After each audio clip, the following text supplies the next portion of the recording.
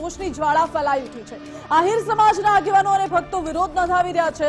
નીલકંઠ ચરણ સ્વામીએ દ્વારકાધીશ અંગે વિવાદિત નિવેદન આપ્યું હતું અને કહ્યું હતું કે ભગવાન દ્વારકાધીશ સ્વામિનારાયણ ભગવાન પાસે આવ્યા હતા મંદિર બનાવવા માટે।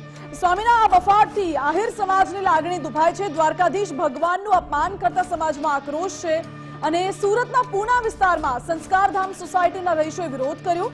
સરકાર આ અંગે યોગ્ય કાર્યવાહી કરે તેવી આહિર સમાજે માંગ કરી છે। જ્યારે ગુજરાત ફર્સ્ટની ટીમે લોકો સાથે વાતચીત કરી શું કહ્યું એ પણ સાંભળો। એ અને એની સાથેના જે આપણી ધર્મ સનાતન ધર્મની જે પરંપરા છે એની સામે જે હલકાઈના શબ્દો વાપરે છે એનું આચરણ એ ઘણું બધું હલકું છે અને ભગવાન કૃષ્ણની સામે જે વાતો હલકાઈની વાતો કરવી એ સૂર્યની સામે ધૂળ ઓકવા જેવું છે। સનાતન ધર્મને નીચે પાડવો, નીચો બતાવવો, ભગવાનની સામે એમને આવા વાતો કરવી એને શોભાસ્પદ નથી અને એમને કહું છું કે એ માપ મારે। અમારી અમાપ શક્તિશાળી ભગવાન કૃષ્ણ છે એની સામે આવું અપમાનિત ભાષા ન વાપરે।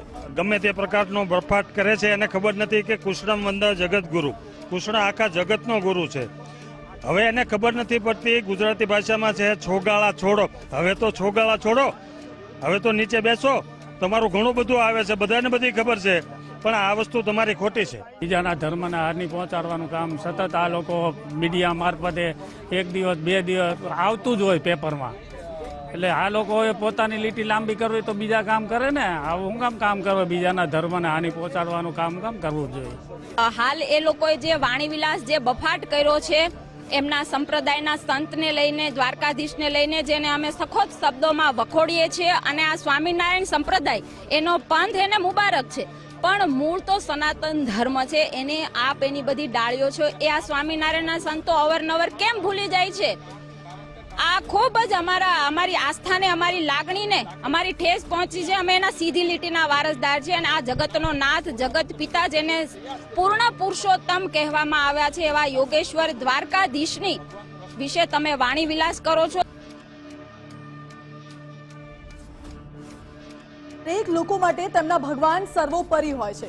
શબરી માટે જેમ ભગવાન રામ સર્વોપરી હતા એ જ રીતે મીરા માટે ભગવાન શ્રી કૃષ્ણ સર્વોપરી હતા। પરંતુ જ્યારે એકબીજાના ભગવાન ઉપર ટિપ્પણી કરવામાં આવે ત્યારે સ્વાભાવિક રીતે રોષની લાગણી અને વિરોધનો વંટોળ ઉભો થાય છે। આ બાબતે સાંસદ પરિમલ નથવાણીએ પણ નિવેદન આપ્યું છે અને કહ્યું છે કે ટિપ્પણી કરી તેને વખોડું છું। સ્વામિનારાયણના સંતે જે ટિપ્પણી કરી તે ખરાબ છે। દ્વારકાધીશ હતા, દ્વારકાધીશ છે, દ્વારકાધીશ રહેશે, દ્વારકાધીશ હંમેશા માટે રહેવાના જ છે। દ્વારકાધીશ ભગવાન હાજરા હજુર છે। પરિમલ નાથવાણીએ એવું કહ્યું। આગળ શું કહ્યું એ પણ સાંભળો। સ્વામિનારાયણ મંદિરના કોઈ સંતે જે ટિપ્પણી કરી છે એને હું વખોડી નાખું છું અને આ વારંવાર દ્વારકાધીશ છે, રહેશે અને હંમેશ રહેશે અને એમની સામે કોઈ બીજું સ્થાન છે નહીં। પર્વ ભગવાન છે અને અખંડ છે। તો જ્યારે કોઈ બીજા લોકો બોલે, કોઈ સંત બોલે એનો કોઈ અર્થ નથી। દ્વારકાધીશ એકદમ હાજરા હજુર છે અને એ સામે જે ટિપ્પણી કરવામાં આવે છે એ બહુ જ દુઃખ થાય એવી વાત છે અને આપણે એને વખોડીએ છીએ। છેલ્લા એક મહિનાનો ઘટનાક્રમ જ એવો રહ્યો છે કે જ્યારથી માર્ચ મહિનો શરૂ થયો ત્યારથી સ્વામિનારાયણના સંતો ક્યાંક બફાટ કરી રહ્યા છે તો ક્યાંક પુસ્તકોમાં એવા લખાણ લખવામાં આવે છે જેને લઈ લોકોમાં રોષ તો ભારે છે। આ સાથે સનાતનીઓમાં પણ રોષ છે। સ્વામીઓના બફાટ બાદ મોગલધામ કબરાવના બાપુએ પણ રોષ ઠાલવ્યો।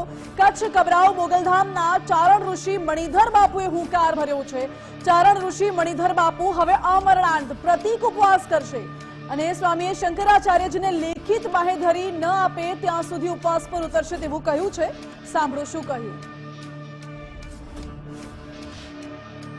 જય મોગલ, જય મણિધર, જય વડવાળી। બાપ મોગલધામ કબરાવથી બાપુ શ્રી મોગલકુળ ચારણ ઋષિનો અવાજ છે।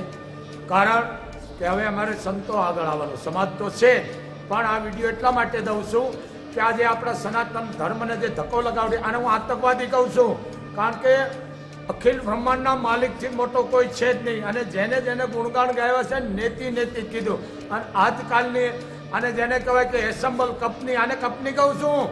એસેમ્બલ કંપની હરામનું ખાય જેમ આવે એમ બફાટ કરે છે, લખવા માંડ્યા શું એના ઘરનો ધંધો છે, કાયદો છે અને કોઈ કહેવાવાળું નથી। કારણ બાપુએ આદેશ કરી દીધો છે મા મોગલની કૃપાથી અને તમામ સાધુ સંતોને કહેવાય ગયું છે કે બાપ તમે હવે અનુષ્ઠાન માથે બેસી જાઓ. જ્યાં સુધી આપણે શંકરાચાર્યને અમે માફી ન માગે, અખિલ બ્રહ્માંડના માલિક કૃષ્ણની આગળ લખાણ ન દઈએ ત્યાં સુધી આને માફ નથી કરવાના. બીજી વાત, અનુષ્ઠાનમાં સાધુ સંતોને નાના મોટા બધાને બેસી જવાનું છે. એમ હું તમારા ભેળો છું અને હું બુધવારનો બેસવાનો છું. કારણ જરૂર પડશે તો ધર્મ માટે બાપુ ખપી જવા તૈયાર છે. કાકા અમારા હાથમાં બે વસ્તુ છે. તમને અમે સુધારાના બે શબ્દો આપી અને લડાઈ કરીએ તો પણ અમે તરવાર પણ ઉપાડી જાણે એ તાકાત છે. કારણ કે અમારી માએ ખુદે યુદ્ધ કર્યું ધર્મ માટે. એમ આ એક બાપુનો આદેશ છે 18 વર્ષને કે પોતાની નાની લીટી મોટી કરવા બેઠા હરામનું ખાય કે ના પૈસા દેવાનું બંધ કરો. આ કરોડો રૂપિયાના મંદિર બહેન બેઠક જેમ આવે બફાટ કરે છે. કારણ ઈશ્વરથી મોટો દુનિયામાં કોઈ નથી. અને આ પોતાની એસેમ્બલ કંપની ચાલુ કરી દીધી છે. બાપુ અનાષ્ટનમાં બુધવારના બેહવાના છે. સમજે, કારણ મારે વહેલું બેહવું હતું પણ અમુક મારે ધાર્મિક કામ છે, 1-2 જગ્યાએ જવાનું છે એટલે મેં આ લેટ રાખ્યું છે. સમય આવશે તો અનસનસોટ પણ બાપુ છોડી દેશે અને કે સ્વામિનારાયણના જે સંપ્રદાયનું મંદિર છે અહીંયા બેહીશ અને કે મોગલધામના પટમાં બેહી જઈશ. દુનિયાને ખબર પડે ચારણ સુચિત છે અને ચારણ ધારે કરી શકે છે. પણ હું બોલતો જ નથી. આ વિડીયો 2 મિનિટનો દઉં છું એટલા માટે, કારણ કે 18 વર્ષ છે કૃષ્ણની યારે. કૃષ્ણથી મોટા કોઈ નથી. જય મોગલ, જય મણિધર, જય વરવાળી. મણિધર બાપુએ આ વિડીયો જાહેર કર્યો છે અને વિડીયો મારફતે કહ્યું છે કે એ સંતો આતંકવાદી સમાન છે જે સતત સનાતન ધર્મ ઉપર વાર કરતા આવ્યા છે. દ્વારકાધીશ પર વિવાદિત ટિપ્પણી પર આ તરફ પબુભા માણેકમાં પણ આક્રોશ જોવા મળ્યો. સ્વામિનારાયણના સ્વામી દ્વારા ટિપ્પણી કરવામાં આવી હતી. ભગવાન દ્વારકાધીશે સંઘર્ષ કરીને દ્વારકા નગરી વસાવી.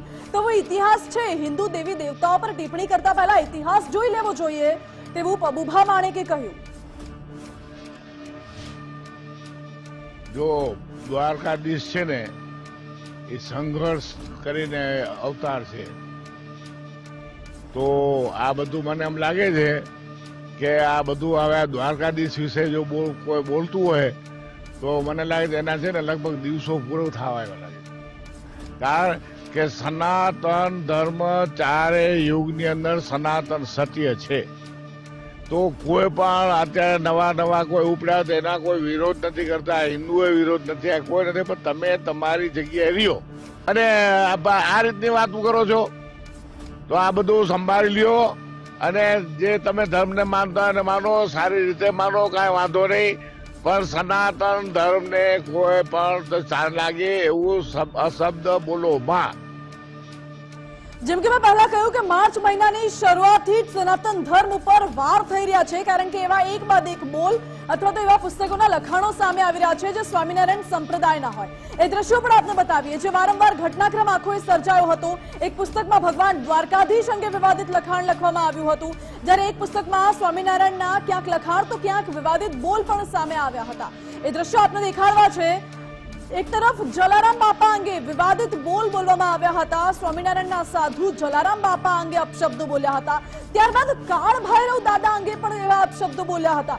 કાળ ભૈરવ દાદા સેવા કરતા હોય અને શિવ પાર્વતી મહાદેવ દેવોના દેવ જેમને માનવામાં આવે છે એ મહાદેવ અને પાર્વતીજી નીલકંઠની સેવા કરતા હતા તેવું પણ સ્વામિનારાયણની પુસ્તકમાં લખાણ લખવામાં આવ્યું છે. આ તરફ મહાભારતનો જે યુદ્ધ હતો તે યુદ્ધને પણ સ્વામિનારાયણના આ સાધુ છે તે દંત કથા ગણાવી રહ્યા છે. કહ્યું છે કે મહાભારત જેવો તો કોઈ યુદ્ધ જ નહોતું, આ તો માત્ર દંત કથા હતી તેવું સ્વામિનારાયણના સાધુ કહી ચૂક્યા છે. ભગવાન દ્વારકાધીશ અંગે પણ વિવાદિત નિવેદન તેમણે આપ્યું હતું. ભગવાન દ્વારકાધીશ છે તે મંદિર બનાવવા માટે સ્વામિનારાયણના ભગવાન પાસે આવ્યા હતા તેવું પણ નિવેદન આપ્યું.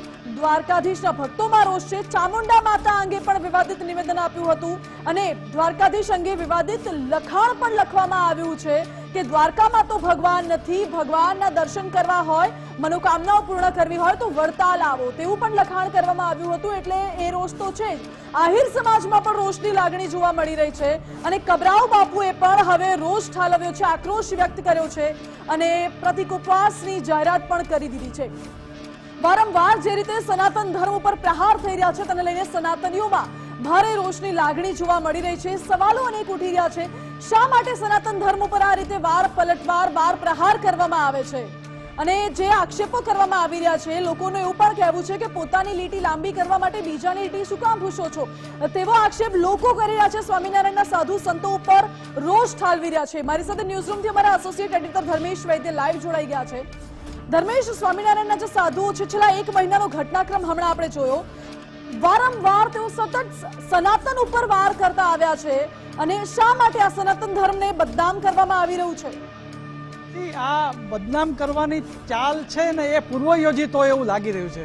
કારણ કે મોટે ભાગે કોઈ પણ બનાવ બને પછી માફી માગે, વિવાદ શાંત થાય અને પાછીના દિવસોમાં એ જ સંપ્રદાય, પછી એ સ્વામિનારાયણ સંપ્રદાયના સ્વામી હોય, સંત હોય કે સાધુ હોય કે ગુરુકુળમાં અભ્યાસ કરતો હોય, એ ગમે તેમ નિવેદન કરીને માત્ર સનાતન ધર્મના પણ હિન્દુ દેવી દેવતાઓને જે નીચા દેખાડવાનું જે વાત કરી રહ્યા છે, એ રોષ ધીમે ધીમે બહુ વકરી રહ્યો છે. ભલે સનાતન ધર્મના સંતો માત્ર નિવેદનથી અત્યારે જે વાતને વિરોધ કરી રહ્યા છે, પણ તમે જુઓ તો રિલાયન્સના પરિમલભાઈ નથવાણી જે રાજ્યસભાના સાંસદ છે, દ્વારકાધીશ ઉપર અતૂટ શ્રદ્ધા છે, એમણે કાલે ટ્વીટ પણ કર્યું ને આજે દ્વારકાધીશના સાનિધ્યમાં એણે કીધું કે સ્વામિનારાયણ સંપ્રદાયમાં સાધુઓની આ ફેશન થઈ ગઈ છે કે દ્વારકાધીશ સહિત દેવી દેવતાઓને બદનામ કરે. આ બંધ થવું જોઈએ. આવી જ રીતે જેને કહેવાય કે પબુભા માણેક જે દ્વારકાના જે ધારાસભ્ય છે, એમણે પણ એ જ વાત કરી છે કે આ દેવભૂમિનો જે ઇતિહાસ છે એ ઇતિહાસને ભૂસવાનો પ્રયત્ન કરશો તો જેને કહેવાય કે ચેલેન્જ આપી છે કે તો જોયા જેવી થશે. આ જ રીતે તમે જુઓ કે ભગવા સેના હોય, સનાતન ધર્મના અન્ય સંતો હોય, આ તમામ લોકો કહે છે. પરંતુ માનસી મારે કહેવું છે કે આની પહેલા રમેશભાઈ ઓઝાજી હમણાં તાજેતરમાં કથા કીધી ત્યારે કીધું હતું કે ચોપડા ચોખ્ખા કરો.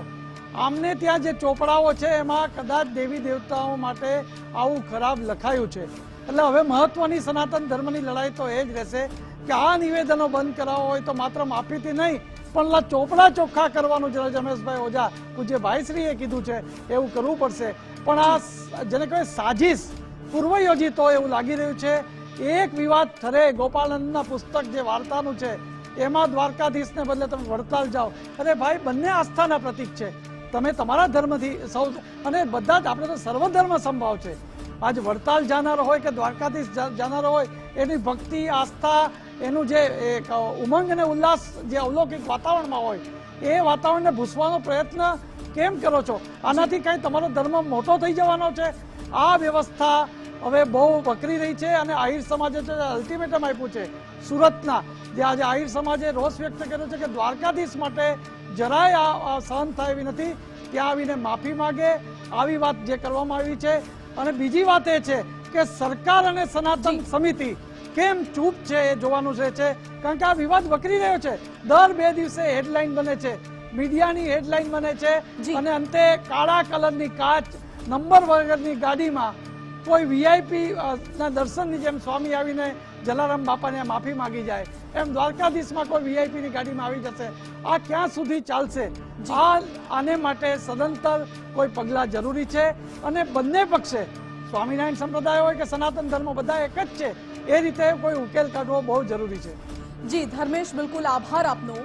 અમારો વિરોધ કે અમારો મુદ્દો કોઈ એક ચોક્કસ ધર્મ માટે નથી, પરંતુ દરેક વ્યક્તિ માટે, દુનિયામાં વસતા દરેક જીવ માટે તેમના ભગવાન સર્વોપરી હોય છે. ધર્મ હંમેશા એ શીખવાડે છે કે કોઈને દુઃખ ન પહોંચે, કોઈને ઠેસ ન પહોંચે, અને બધા પ્રેમથી બધા જ જીવો એક સાથે હળીભળીને રહે, તે ધર્મ શીખવાડે છે. તો પછી એકબીજાના ધર્મને, એકબીજાની આસ્થાને શા માટે ઠેસ પહોંચાડવામાં આવે તેવું કાર્ય કરવામાં આવે છે? ફક્ત આ સવાલ માટે આજે આ મુદ્દો ઉઠાવવો પડ્યો છે. દરેક માટે ધર્મ એક સમાન છે, દરેક ધર્મ એક સમાન છે, દરેક ભગવાન એક છે તેવી માન્યતા ધરાવીએ છીએ જ્યારે આપણે પૃથ્વી પર. તો પછી શા માટે આવી રીતે આંતરિક ધર્મને લઈને લડવું પડે, એ પણ એક સવાલ છે. એટલા જ માટે આજે સીધું અને સટમાં આ મુદ્દો આજે ઉઠાવવો પડી રહ્યો છે.